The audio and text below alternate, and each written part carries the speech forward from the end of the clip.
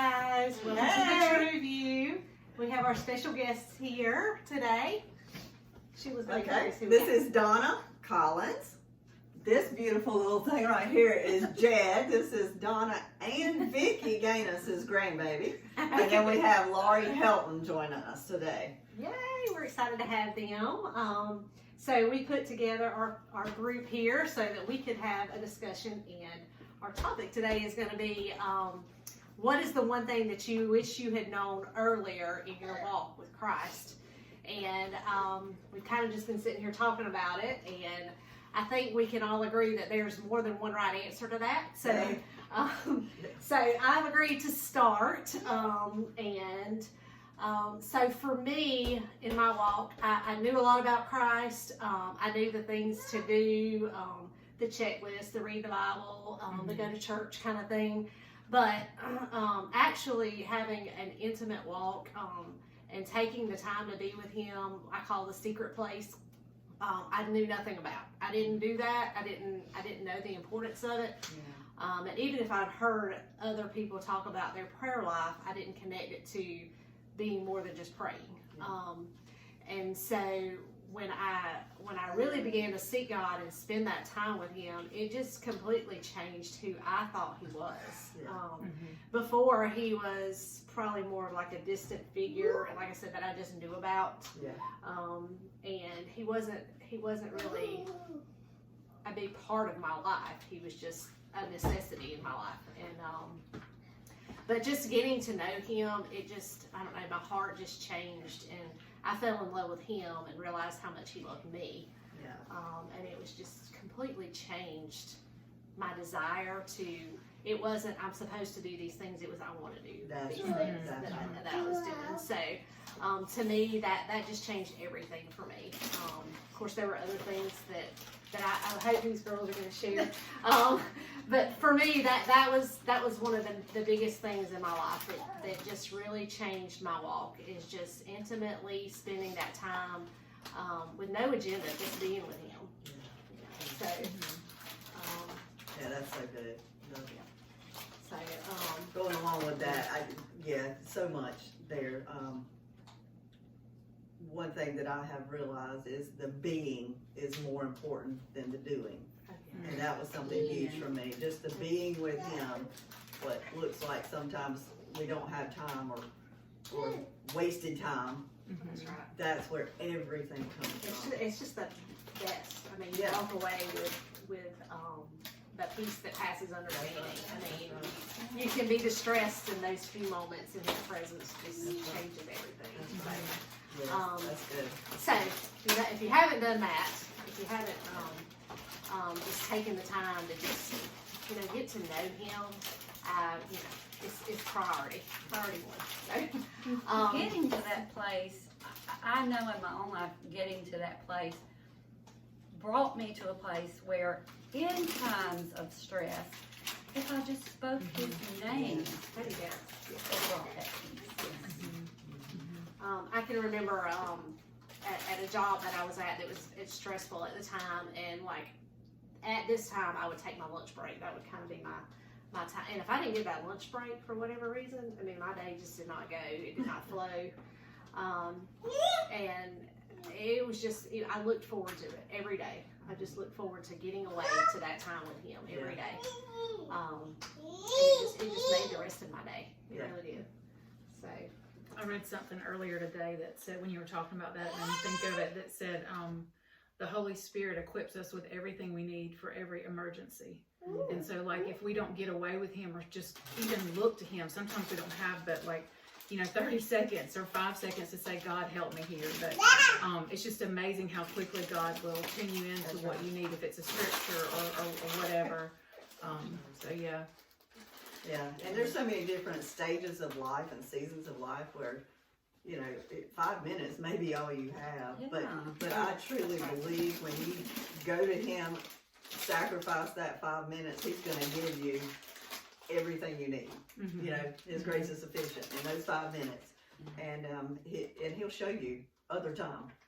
He'll bring it to you. Yeah. Well, it's just like, you've heard the analogy, deposits and withdrawals. When you have that time to deposit to invest in that time. When you need the withdrawal, Yes. it's there. That's right. That's good. That's so That's good. good. That's so good. Mhm. I think Jed thinks Shauna's hungry.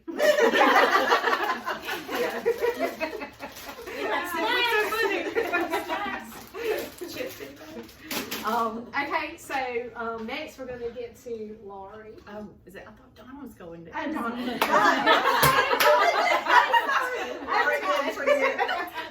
forget. Oh, that's so bad.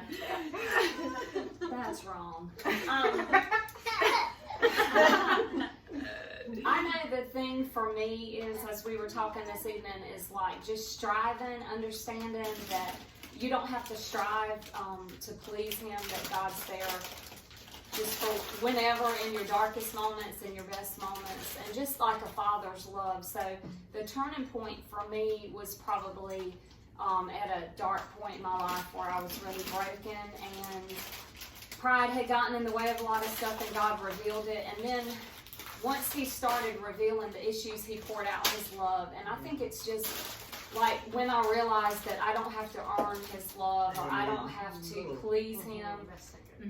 Even now, in moments where I fail or flesh out or have just bad days, just knowing that I can come, and I try to think of it like my children, that regardless of what they do or what they've done, whether it's good or bad, that you always love them unconditionally. So that was the point in my life that just shifted everything, where I was set free of a lot of just bondage, that not really deep, like dark issues like some people have, but just a lot of pride and a lot of shame and guilt, because the enemy would use condemnation. For when I failed Him, I would just feel ashamed and I would not feel worthy of praying. And so I think once you encounter God's love, like it'll wreck you. And it's never been the same for me after encountering the love of God. So that was kind of the place for me. Yeah.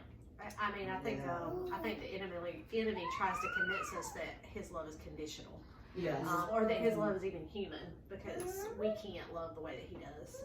That's right. It's so hard to understand, because our human love, even with the people that we love the most, it's still conditional. It's you know, if you hurt me, my love is gonna drain a little bit, you know, and if you do something it's gonna make it better. And I so get what Donna's saying, because I see now that my life was so much driven to do things to make Him love me more, you know, and that was so, you know, I can't do anything to make Him love me any less, and I can't do anything to make Him love me any more. And man, what a pressure that takes off when we realize that He just loves me as His child, period. I think it's like so the way He revealed it to me is like a performance-based love. Like a lot of people feel like God's love is performance-based, and that's just a tactic of the enemy to keep you out of His presence. That's right. And to keep you from just gaining strength through Him. And so there's so many people that deal with that performance-based love, not just with God, but with their families and with their friends. And so once you encounter the love of God and you really open up your heart and just get to a place of vulnerability, I think once He touches you just a little bit with that, like it just transforms all those things in your life. For sure. That's good. That's good. That is good. Yep. So Laurie, you ready now? I think I'm ready. Sorry. I just need a few more minutes. No, well, I thought about it some during the week when Christy and Sheila kind of posed the question, and I think the thing that always comes back to me, and that I even still today, like I still struggle with it, but I'm much better, is that failure in the past does not disqualify me from my call. Because, you know, even in my own home, I find that when God wants to use me with my children, oftentimes my mind will just try to disqualify me, like you failed at this, or you're not good enough, or you didn't do this right, or whatever. And so many times it comes the hardest and the fastest in those areas that I am supposed to step out. And God has just shown me, like, that failure put in the hands of God becomes the most intricate detail of our destiny. Yes. Like it really becomes beautiful. He really does make broken things beautiful. Yes. He really does give us beauty for ashes. And I heard that all my life, but when you actually start to see like the beauty for ashes, and you start to see the detail being sewn into your destiny, it's just like, wow, like you are not a man. You cannot lie. That's Like right. you tell the truth, you know? So For real. I just find it easier and easier. And also like knowing that I'm not going into anything he asked me to do in my own strength anyway. That's right. That's right. Like, and you know as well as I know, when you feel the wind of God at your back, and like when you step into something and he says do this, and then he does that. You know, it's not about us anyway. That's right. But I think obedience has been the hardest thing for me, and knowing that he's got me, you know, that's one. And another thing that I thought about too was that, well, and there's one more statement I wanted to say. I was listening to Tasha Cobb last night, I think it was. I thought it was a song. So I clicked on the song, I was going to listen to it, and she made one statement that I thought was pretty profound. And she said, God's not looking for your resume, he's looking for your heart. That's right. And so I think as we keep our heart before the Lord, which is harder to me than so many other things, like to keep your heart tender, and like things are coming at you all the time with your kids, with your family, with your job, like to harden you and to and that's the enemy's plan. Like if he can get your heart, he's got you. So I think that as we're willing to be vulnerable with the Lord and give him our whole heart, there's no telling what he can do with a person that's willing to yield and do that. Yes. So yeah. And there's a trust that comes. I mean, there's a growing of trust. As because we said we wish we'd known this early on, but I don't know if you can know everything early on, because there's just a level of trust that has to be grown throughout your relationship with Christ. And I see that a lot in some younger people I know, that they don't necessarily trust God with the decisions or the things happening in their life. They want to make these decisions or go their own way because they think they know better. But it all comes down to the trust and what he can do. That's right. Not what they can do. Well, and you can't give them that experience. That's right. Like you want so bad to like open them up and pour in what you experience with God, but I believe we can pray people into it. Like we can pray them through it, and they can move a lot faster than we did. Oh yes. But, What you were saying about the failure, it reminded me of something. I was talking with a friend this week, and it was like we were discussing. You know, it's like I really wish I could go back, and that part just didn't happen. I wish I could redo that, you know, or whatever. But we are both seeing in our lives how. But because of that, I experience what God has for me now in a beautiful way, because I remember this way. Yes. And it wasn't all that beautiful. But so now, and she said the word, I couldn't find the word. She always finds the word, but she said, you know, it's that ugly stone that's in the mosaic. You know, she said, you know, we would take that one out because it's ugly, you know, but in his master mosaic, the art piece, it's the perfect piece for right there. Yeah. You know, and so that's what I thought about with our failures, you know. So often, I mean, we're all going to have those. Yes. We live in failures. We are one right after the other, but in that is who we become and who he makes us and how he grows us. And, you know, if I'm in a season of failing, I want somebody that's been there before me, right, to help me pick me up and walk me out of that, show me the way out, you know. And and it's so often that's how God works. It's like if we had never been in those spots, we would not be where we are or who we are or know how to help anybody else. You learn so much. Yeah. You learn so much from those things. I mean, it's kind of like with my children, you know, I don't want them to have to suffer at all. No. You know, I want to be there to, you know, coach them, and, you know, and I don't want to see them have to go through hard things. But then I think about my real life and my spiritual life. It's like, but if somebody had rescued me out of every hard time, I would not be where I am. I would not know who I was, you know? Yeah, I just told Gage, I was talking to him the other day about something, and it was, we were joking around, but I heard like an old Chinese proverb that said, you never find a skilled sailor in a smooth sea. Yep. So I think that's so true, even in our walk with the Lord. Like if we just let them glide through, or if we could, we would. Like if we could protect them, and that's just not going to work. But they would never learn. They would never learn. So yeah. Yeah. Okay, Miss Vicky. Okay, so the thing that I was going to say, we talked about all of these things before we got started, and so most of us also agreed with that thing of wishing that we had known we didn't have to do everything. Wishing that we had known we didn't have to do everything. But the thing that I want to say is that I wish I had known how much pride motivates us. And I think that goes back to that doing everything, because pride is what oftentimes motivates us to try to do everything. If somebody asks us to do something and we don't really believe that that's what God has called us to do, pride oftentimes will step in and cause us to say yes, because we're going to get praised for that. Yeah. We're going to get praised. Yeah. I think approval of man. Yes. Approval of man. Yes. That's exactly right.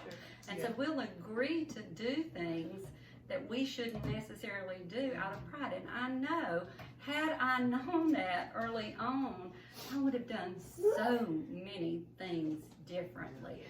I would have spent more time, and I was a stay-at-home mom, but I was a busy stay-at-home mom.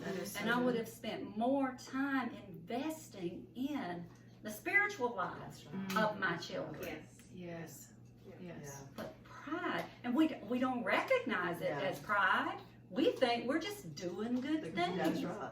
It's not bad things we're doing. We're doing good things. Well, even things in service in the church and things like that. I was reading a book the other day, and one of the lines was, lighting candles on a birthday cake is just as sacred as lighting candles in the church. And that really hit me like a ton of bricks, because I've always been like, okay, well, they need me to do this, or I need to do this here, I need to be here. And my kids got what was left of me, not the best of me. And that's just wrong. I mean, I know with my younger one now, it's a little different. And we live and we learn. But definitely pride, absolutely, 100%. And like you said, it's something we don't recognize. No, we don't. I know it's so easy to do what looks like it needs to be done, because those are the good things. Like you said, like all the church work, or even for your family or your friends or whatever. At school, and doing all the good things. They're all great things. But what the Lord really showed me, I think it was probably when my back was out and I was laying flat for 6 weeks, couldn't do anything. I felt like, you talk about failure. It was like, I can't do anything you called me to do. And he's like, I called you to lay here right now with me. It's like, it's time for just me and you. You can't do anything else, But it was just a point of, look, I don't need you to do a thing, Sheila. I don't need you to do anything. If you never do anything but lay here on your back for the rest of your life, do you think I don't have a reason and a purpose? And I'm still here with you. I don't need your work, and it was very eye-opening, because I did see how much was motivated by doing the right thing, and it all came back to, I'm like, but they need it, and he's like, I run things. I will put people in place, and I will take people out of place, and it was very humbling. It was very humbling, and well, you don't actually say it, but you think, oh, well, they can't do it without me. That's right. And the world does keep going. It really does. That's right. That's kind of hard to take. And it really does. That goes into our work life and everything too. I mean, I see it, you know, the older I get, and having been through 2 seasons of very sick times where I was not any good for anything, and he was, you know, the Lord just showed me, it's like, you know, if you die tomorrow, the world does not stop. Yes, They will miss you, but the world will go on completely without His you. work will Yeah. go That's on. right. That's You right. know, you Yeah. don't stop it or start it. You know, it's just I invite you in to go with me where I go, but you are not. You ain't all that, Sheila. You ain't all that. You know, but you know, it was, you know, you think when you hear God say that, you ain't all that. You know, but gosh, the freedom. The rest. Yes. The rest. I mean, it's just Yes. like whoosh. Okay. I know. Yay. Okay. I You don't can do have this to. without me? That's right. I I don't have to We say just the get word. to enjoy and, you know. Yeah. Mhm. I think, like Lori said, I know that is a struggle point for me, and I think a lot of moms and a lot of wives is finding a place where you have to be still. Yeah. Like, because Yeah. God, like, it's like we don't trust Him. Like, and I know one thing He did with me is, in situations that I couldn't control, it was like every time I put my hand on it, it was as though He removed it, because He's like, well, are you going to do it or am I going to do it? And so Yeah. I think that it's just a struggle because the world places so much on accomplishing and serving Yes, and what you yes. do and what, you know, your success. But God's really, like, when you, it's harder to be still than it is to serve Oh, every day of your life. Absolutely. That's 100%. I agree with I that. think even now in this busy world and with all the distractions and stuff, that He's just calling us to a place to just be still, and that's a trust issue for Him, and a control. Control is Yes, huge yes, for yes. almost everybody I know. Yes. Even Yes, the yes, passive people are like, they want to control everything about their Yes. life, and Yeah. and so, but that's it. I think it's just a place of rest and being still. Yeah. Oh, yes. I mean, Yes. is the hardest thing I've ever had to do. Yeah. And it's a daily thing. It's Yeah, you know, it's a moment It's thing. like, it's like just when you Yes, think that you yes. gotten to a point where okay, I'm ooh. And It then takes it's like it takes another layer. It's like, Yeah. well, no, we do okay, another layer. You know, here we go. That's Can you right. give me a break? It really takes us a long time to recognize that. Yes. It does. It Yes. does. We're just so human. Yeah. Yeah. And the enemy tries to guilt. I know for me, it was like a guilt trip, like for me to be still and still away. It's almost like I get convicted about having time with the Lord. But in those moments, like Christy shared earlier, my best growing time is in intimacy with the Lord. It's not the videos or the books, or it's like in worship and just sitting still. And sometimes I even have to set a timer to say, like I'll set a timer on my phone, which sounds silly, but because my mind goes so, and I'll just say, taking 5 minutes of just quiet time is excruciating for me. But as I do it, I'll start hearing the Lord speak. And That's it's right. like all the other busyness of the world settles in, and when you just, it's awkward to sit in silence. And for me, I have to turn off worship because I get so moved and I start praying, and God's saying, just be still and be quiet. Yes. Like, Yes. so I try to do it when no one's there, but it's just awkward to sit. I always have to, like, I have a harder time doing it in my home. Like, I can, like Sheila does this too, but walk down the road, or I can even get in my car. Yeah. But it's like there's a million things calling my name at my home. Yeah. And it's so hard. I can do it in the dark. Like, I get up early in the mornings and I don't turn on any lights or anything. That's what I do. For the whole point of, like, because if I start seeing stuff to be done, I'm going to get Right. distracted. That's good. Yeah. Yeah. So, Well, and it's amazing too how your time is multiplied throughout the day. Like when you sow that seed Oh, of yes. obedience, like it's amazing to me how not only do you get the answers that you need, you get the peace that you need. You just get, you're so much more productive. yeah, And you've things only seem to given just him, fall into place. You know, like the tithe of your time, like just that little bit, and he just, I mean, And I'll even say, like, it's almost supernatural because some mornings where it's so crazy because my mornings are nuts. When I set aside the time, I know it sounds crazy, but sometimes I'm like, wow, it is like stuff stopped. yeah. And then I'm not behind. So I'm like, okay, Lord, like, I see you. Absolutely. like, I mean, it's Absolutely. super, yeah. There it are some is. mornings I get up and that's like one of my prayers. I'm like, okay, I really need you to do that supernatural Yes. time thing where you speed up those things that take too long and Yeah. you spread out those things. And that, there's a you know, peace in it, like if Yeah. you start it, I'm just not so good about doing it daily. I understand. Well, my morning time, I was so not a morning time person, but God has, early mornings are my time now. I mean, that's my jam with him. And it's like I can't wait. I can't wait. It's like that. I don't know who said it now, but it took that, I need to do this till I want to do it.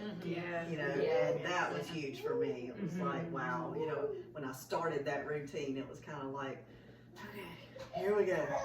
Get up out of the bed, But now it's like, I can't wait, Changing that obligation to a desire. Yes. Oh, that's good right there. Yeah, that's really good. just, That's I mean, that is just what he can do. I mean, Yes.